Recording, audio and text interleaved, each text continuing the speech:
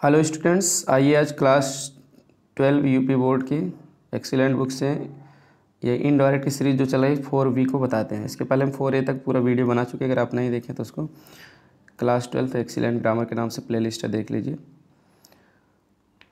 देखिए, पहला है the preacher said to the devotees, the said to का टोल्ड हो जाएगा। प्रीचर ने, उपदेशक ने डिवोटीज से कहा, अपने भक्तों से कहा। फिर उसके बाद यहाँ दैट लग जाएगा, ठीक। और Indian culture is rich and Sawar and you may spread its message throughout the world. अब यहाँ सेड है तो इज का आवाज हो जाएगा। एंड यू मे का यू किसके लिए लगेगा? डिवोटीज के लिए हो जाएगा। दैट, हाँ, दे हो जाएगा। यू का सब्जेक्ट है तो डिवोटीज के अनुसार दे हो जाएगा। मे का माइट हो जाएगा। और उसके बाद आगे सब कुछ वही रहा है, they might spread its message throughout the world. अब देखिए, the teacher said to Ram,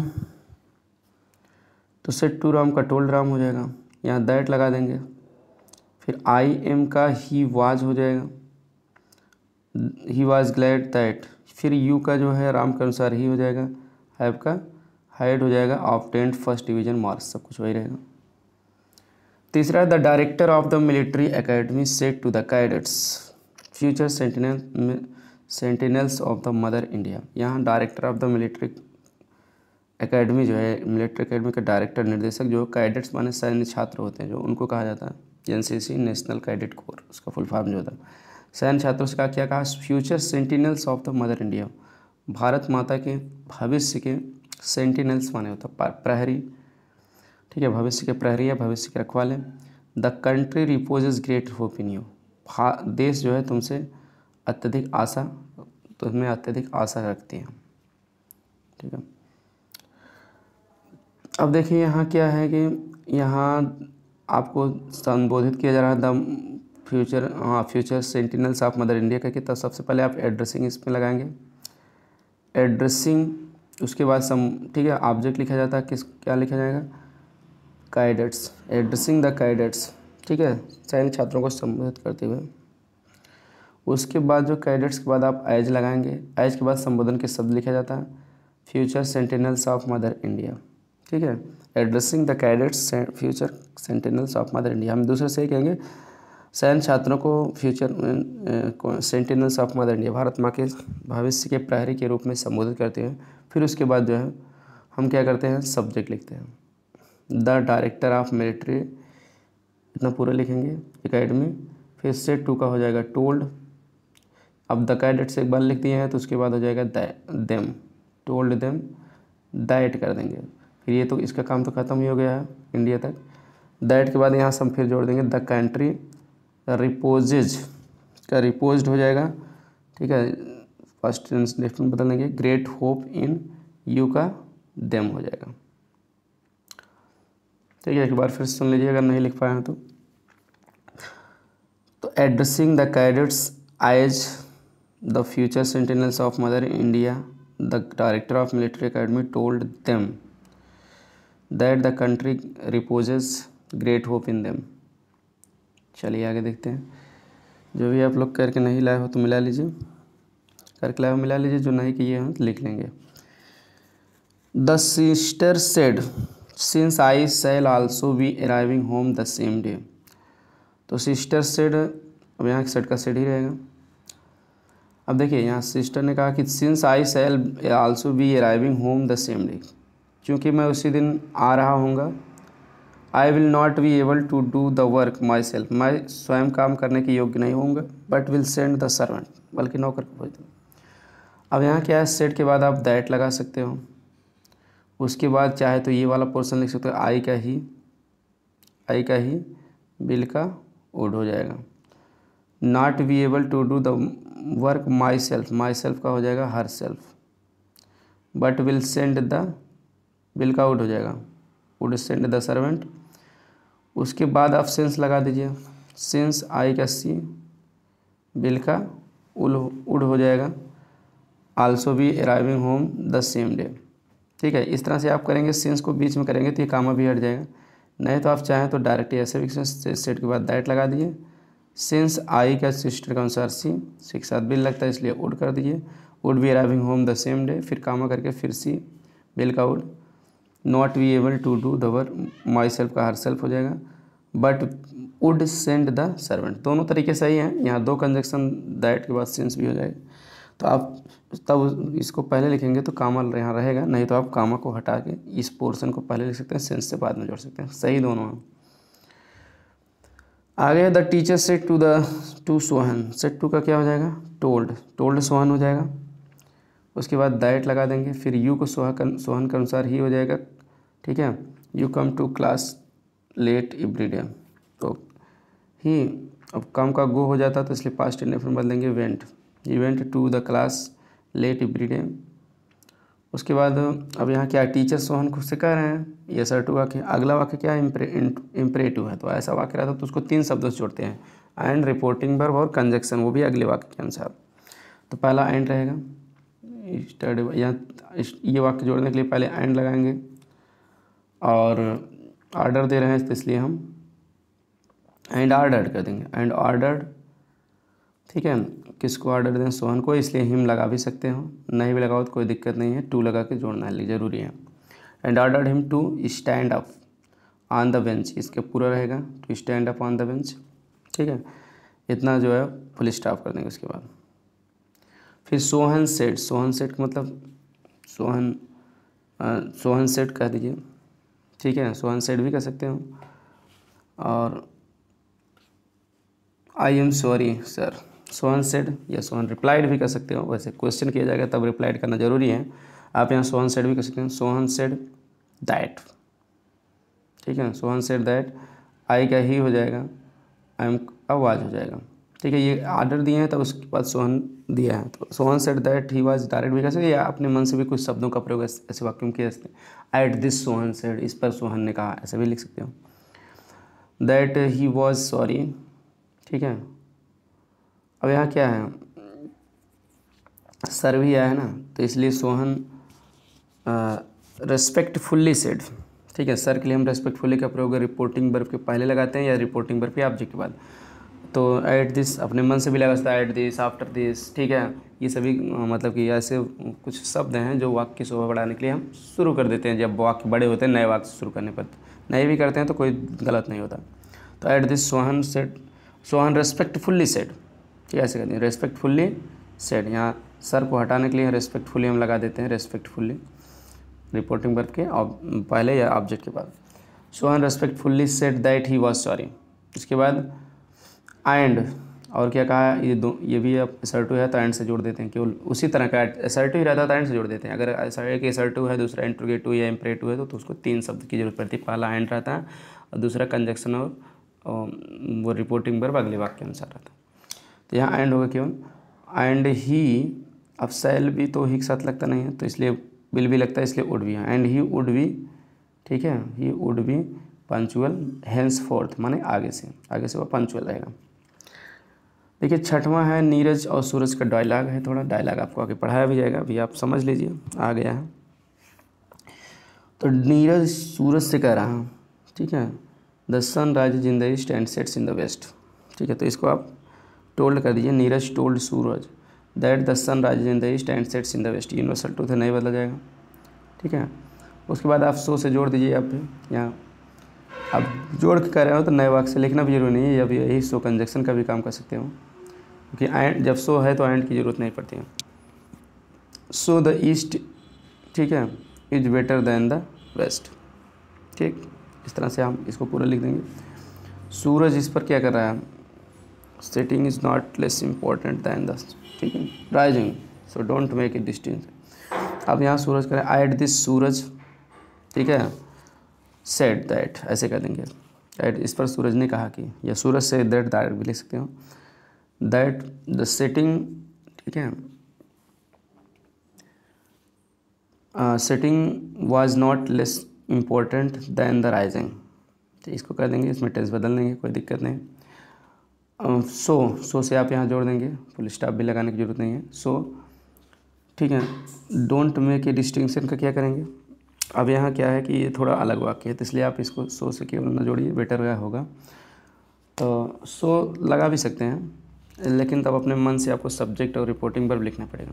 ठीक है, सो ही एडवाइज्ड कर दीजिए।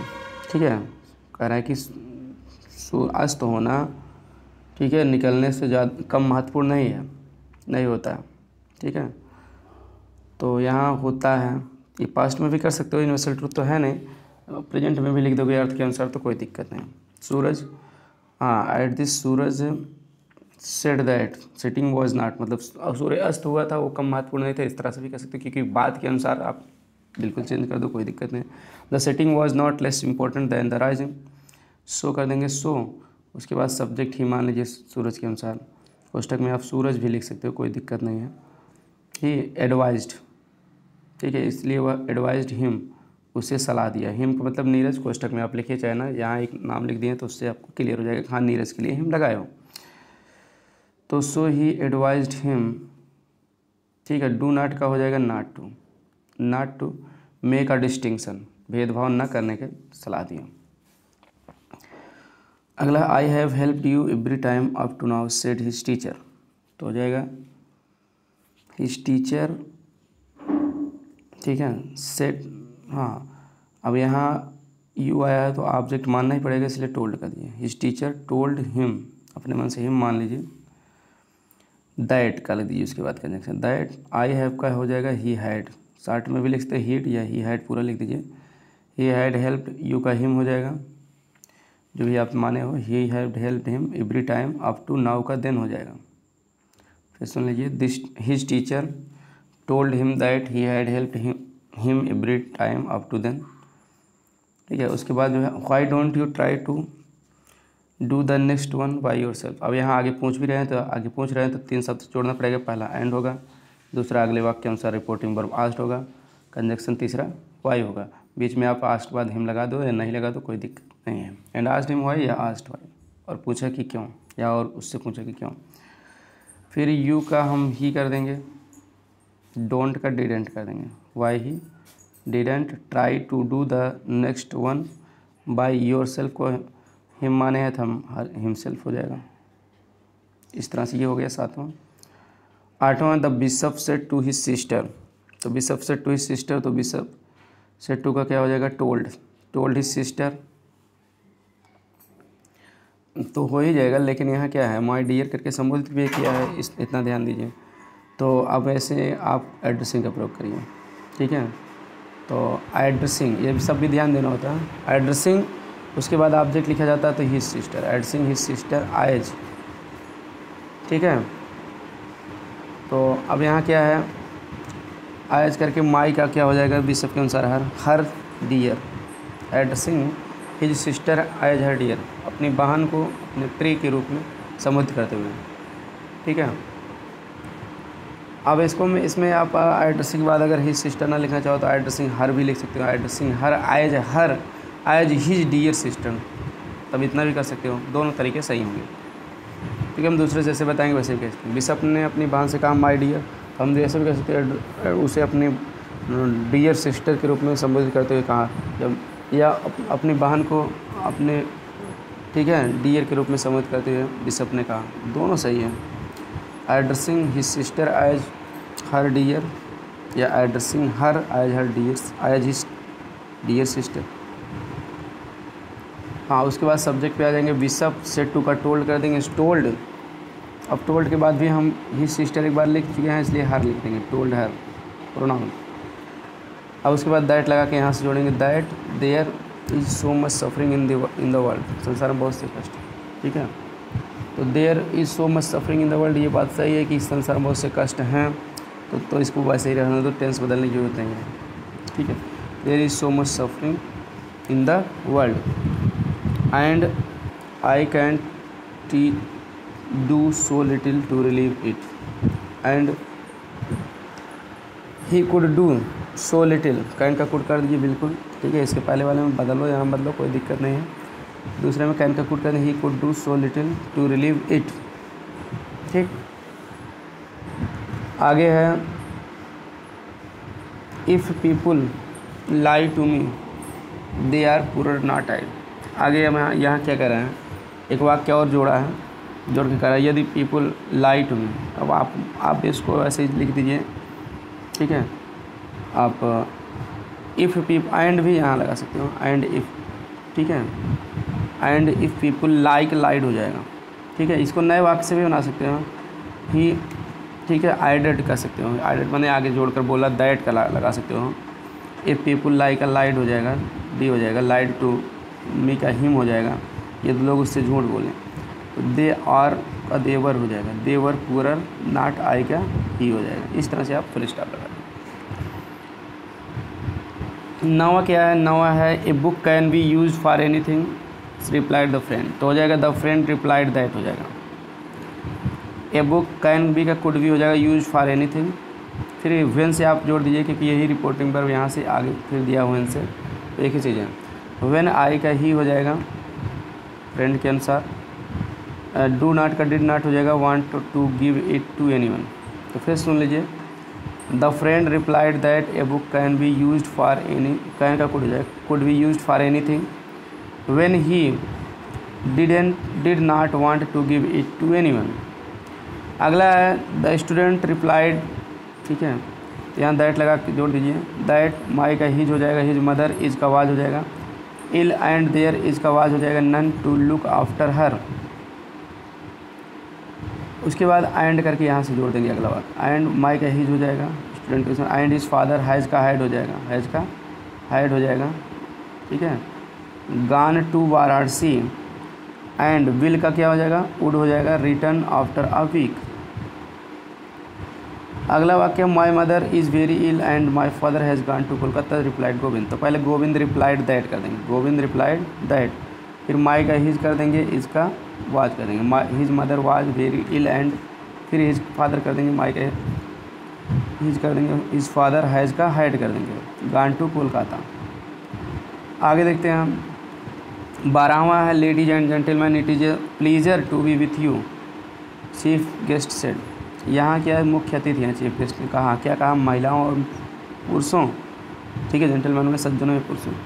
It is a pleasure to be with you, तुम्हारे साथ रहना मेरे लिए खुशी है, खुशी की बात है। तो हम दूसरे से कहेंगे एड्रेसिंग अप्रोच से ज़्यादा बेटर पड़ेगा।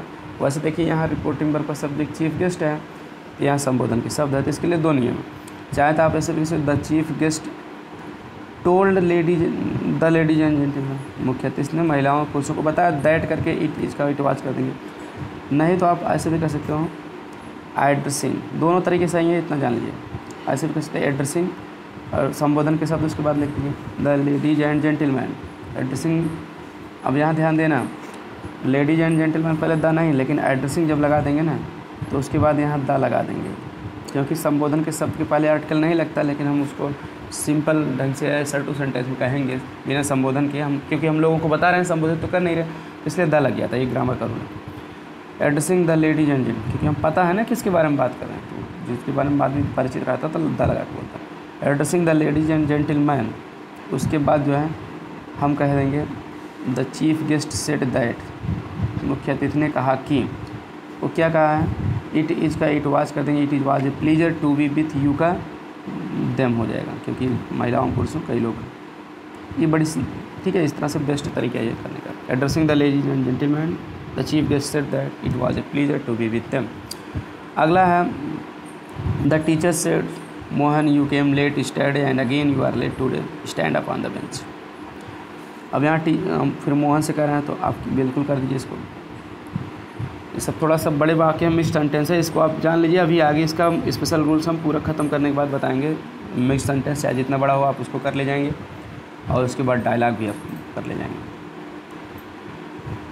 द टीचर सेड मोहन, तो यहाँ कहने वाले मोहन, सुनने वाले मोहन है, इसलिए टोल्ड मोहन कर दिए। द टीचर टोल्ड मोहन, उसके बाद आप दैट लगा दीजिए, इसको बना लीजिए, सेट को टोल्ड कर देंगे, मोहन ऑब्जेक्ट बन जाएगा, मोहन, उसके बाद आप दैट लगाएंगे, क्योंकि ये मोहन संबोधन के शब्द है, यहाँ काम भले नहीं दिखाई पड़ रहा है आप। हाँ, टोल्ड मोहन दैट, यू का ही कर देंगे, अब कम का जो है हैड गान हो जाएगा, क्योंकि कम का गो होता है तो केम का वेंट होगा, तो पास्ट पार्ट में मिलेंगे हैड का। He had gone let the previous day, study क्या हो जाएगा, the previous day, and again फिर यू का ही हो जाएगा, आर का वाज हो जाएगा, लेट टुडे का दैट डे हो जाएगा, इतना पूरा लिख देंगे। उसके बाद आपको यहाँ देखिए अगला वाक्य इम्परेटिव है तो 3 शब्दों से जोड़ना पड़ेगा। पहला एंड हमेशा रहता है एंड, दूसरा क्या है आर्डर दे रहे हैं तो इसलिए आर्डर्ड हो जाएगा एंड आर्डर्ड। उसके बाद हिम लिख दो या ना लिखो कोई दिक्कत नहीं है, आप लिखना चाहो तो और उसे आदेश दिया ऐसे भी कर सकते हैं और आदेश दिया कि ऐसे करें। And ordered him to stand up on the bench, ये पूरा लिख देंगे। फिर उसके बाद फुल स्टॉप करके अगला सेंटेंस जो है इसको मोहन जो कह रहा है उसको लिखेंगे, ठीक है। तो इस बता दिए उसको। अब इस पर मोहन क्या कह रहा है, उत्तर दे रहा है या कह रहा है, तो at this Mohan said that कर दीजिए। इस पर मोहन ने कहा कि, या डायरेक्ट आप मोहन सेड दैट कर सकते तब भी कोई दिक्कत नहीं है। तो एट दिस तो वाक्य की शोभा बढ़ाने के लिए अपनी तरफ से हम प्रयोग करते हैं। इस पर कहा, इसके बाद कहा, तो एट दिस आफ्टर दिस, ये सब बड़े वाक्यों में कह दिया जाता है, ठीक है। Mohan said that I am sorry मतलब ही वाज सॉरी हो जाएगा। फिर उसके बाद अगला वाक्य भी असर्टिव है तो एंड लगा के जोड़ देंगे, ही वाज सॉरी एंड, ठीक है। अब यहाँ एंड लगा के ना जोड़ते ज़्यादा सही पड़ेगा, ठीक है। दैट ही लगा दीजिए क्योंकि उसने कहा मैं सॉरी हूँ, मैं भूल गया अपने गाड़ी में चाबी देना, तो आप दैट लगा देंगे क्योंकि जोड़ने पे की आ रहा है। तो हम दूसरे जगह मोहन ने कहा कि उसे दुख है कि वह भूल गया, इसलिए हिंदी में की आ रहा तो आप दैट से भी जोड़ सकते हैं, क्योंकि नहीं तो और करके बात को जोड़ रहे हैं तो एंड से जोड़ते हैं जनरली, लेकिन की आ रहा था तो दैट से बेटर हो गया। हाँ, he was sorry that he, I का ही हो जाएगा, फॉरगॉट का हैड फॉरगॉटन हो जाएगा, क्या हो जाएगा, हैड फॉरगॉटन थर्ड फॉर्म में। To wind my watch, wind watch माने चाबी देना, गाड़ी में चाबी देना, टू विंड हिज वॉच हो जाएगा। माई का क्या हो जाएगा, his watch and could not know the time this morning का दैट मॉर्निंग हो जाएगा। 14वां वाक्य the account holder said to the bank clerk, तो सेड टू का यहाँ टोल्ड हो जाएगा, टोल्ड द बैंक क्लर्क। उसके बाद दैट हो जाएगा, ठीक। फिर आई का ही हो जाएगा, वांट का वांटेड हो जाएगा। टू क्लोज माई का हीज हो जाएगा, हीज अकाउंट। लास्ट वाक्य Arun said I will arise and go to my father, यहाँ दैट लगा के जोड़ दीजिए। अरुण हाँ सेड दैट, आई का अरुण का अनुसार ही, बिल का वुड हो जाएगा, एराइज का एराइज ही रहेगा क्योंकि उसके साथ फर्स्ट फॉर्म में लगता है, एंड गो भी रहेगा क्योंकि ये दोनों फर्स्ट फॉर्म एंड से जुड़े हैं, तो वुड से ही रिलेटेड है इसलिए दोनों में फर्स्ट ही फॉर्म लगेगी। तो अरुण ने कहा कि वह उठेगा, एराइज मतलब उठना, निकलना या उठना, वहाँ से निकलेगा या नहीं उठेगा। And go to his father, और अपने पिता के पास जाएगा, वहाँ से निकलेगा और अपने पिता के पास जाएगा। इस तरह से आई होप समझ में आ गया होगा। अगली वीडियो में आपको जो है इंट्रोगेटिव सेंटेंस पढ़ाएंगे। हाँ, और इसकी मास्टर वीडियो भी मैं कोशिश करूँगा आपको मिल जाए, जो 4B तक की पूरी एक्सरसाइज आपको कराया गया है, इसको हम एक ही पार्ट में मास्टर वीडियो बनाएंगे। पूरा सर्टो सेंटेंस आप एक बार में ही रिवीजन कर लें ताकि आप परीक्षा से पहले तो आपको बार बार खोजना ना पड़े। तो मिलते हैं नेक्स्ट वीडियो में। ऐसे ही यूपी बोर्ड की पूरी तैयारी करने के लिए चैनल को सब्सक्राइब कर लीजिए, क्योंकि हम इसमें प्रीवियस ईयर के क्वेश्चन पेपर भी अपलोड भी किए हैं, आप सर्च करेंगे और आगे भी अपलोड करेंगे। साल पेपर हल कराएंगे और पिछले साल का कराए भी हैं, तो इसलिए चैनल से जुड़िए और पूरी तैयारी से करिए, वो भी फ्री ऑफ कॉस्ट। मिलते हैं नेक्स्ट वीडियो में। Thanks for watching.